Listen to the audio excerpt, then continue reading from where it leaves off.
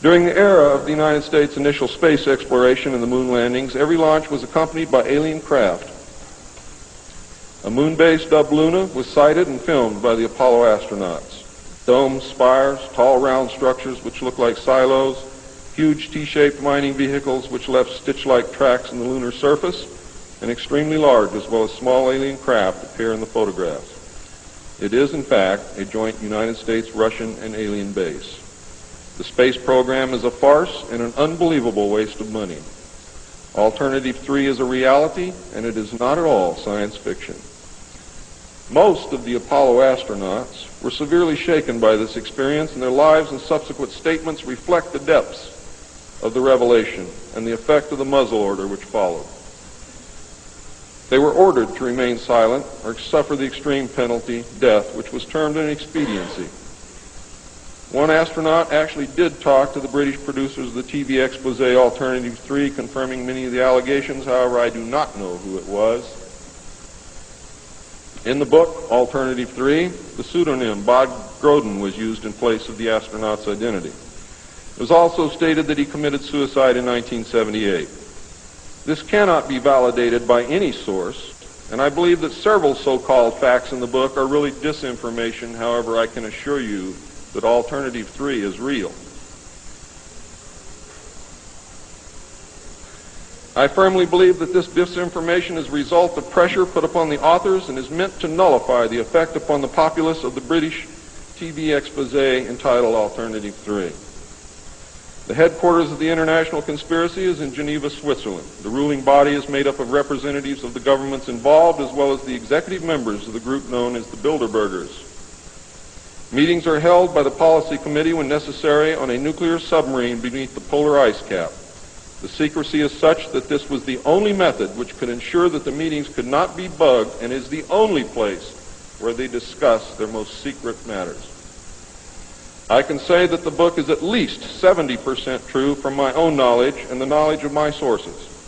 I believe that the disinformation was an attempt to compromise the British TV expose with information which could be proven false, just as the Eisenhower briefing document was released here in the United States under the contingency plan Majestic 12, and which can also be proven false.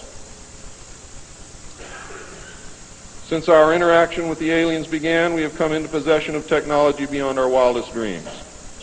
A craft named Aurora exists at Area 51, which makes regular trips into space. It is a one-stage ship called a TAV, or Trans-Atmospheric Vehicle. And it can take off from the ground using a 7-mile runway, go into high orbit, return on its own power, and land on the same runway. We currently have and fly atomic-powered alien craft at Area S4 in Nevada. Our pilots have made interplanetary voyages in these craft and have been to the Moon, Mars, and other planets aboard these craft. There is a group of pilots at the base who wear a patch, which has a little alien peeking over the bottom.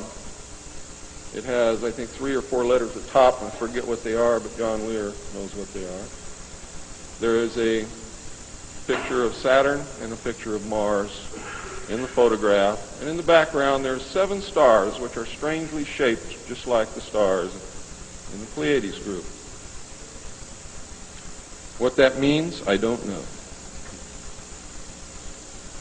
We have been lied to about the true nature of the moon, the planets Mars and Venus, and the real state of technology that we possess today at this very moment. There are areas in the moon where plant life grows and even changes color with the seasons. And this seasonal effect is because the moon does not, as claimed, always present the exact same side to the Earth or the sun. There is an area that wobbles in and out of darkness on a seasonal basis, and it is near this area that the plant life grows. The moon does have a few man-made lakes and ponds upon its surface, and clouds have been observed and filmed in its atmosphere. How many of you remember the period of time, several years, when almost every reported alien craft that was reported landed was on or near water and appeared to be pumping water into the craft? How many of you remember that? Quite a few. The water went to the moon, ladies and gentlemen, to change the moon. And it is working.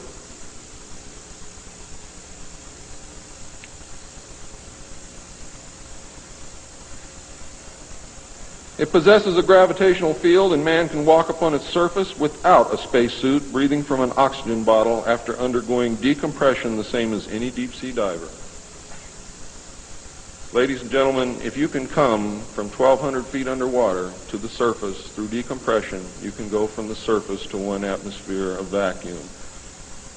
See, vacuum does not cause a problem for the human body. It's the inert gas that's dissolved in your tissues and in your bones and in the fluids in your body that causes you the problem. If this is decompressed properly, you will have no problem. All you need is a very small amount of oxygen, a very small pressure to breathe. You will suffer no harm, except for one thing, that oxygen becomes toxic after breathing it over a long period of time.